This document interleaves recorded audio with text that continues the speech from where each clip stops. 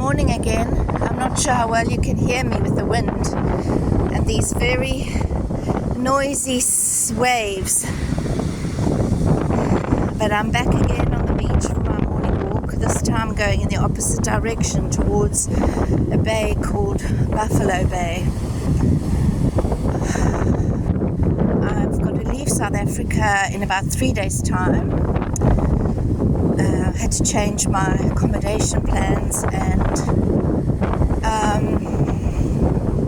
I'm pleased that I'll be right near the hospital so that I can visit my mom as much as possible before I leave. And it's like I said, it's quite funny. I start the day on the beach. I think I'm hearing from God. I'm enjoying the symbolism in nature, and then during the day it feels like I'm processing so much emotion that I forget what he's told me in the morning.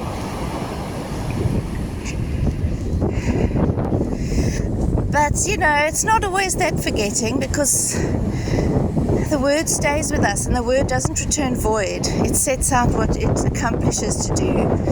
We might feel like we're not trusting or we're unraveling, but in that process he is holding us. He says when we are weak, he is strong, that his grace is sufficient for us. And I do feel like I've got a new resilience and a newfound hope. Years ago I was having to cope with things like this with a myriad of medication. And now I'm only on my HRT, and I'm not bragging and saying that, you mustn't be on medication. I'm just appreciating the journey that I've been on and the growth and the health, and praising God for that.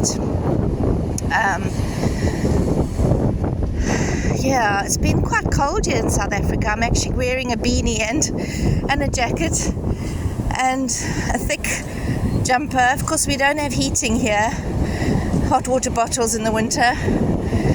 So you do feel the cold a bit more, especially by the coast.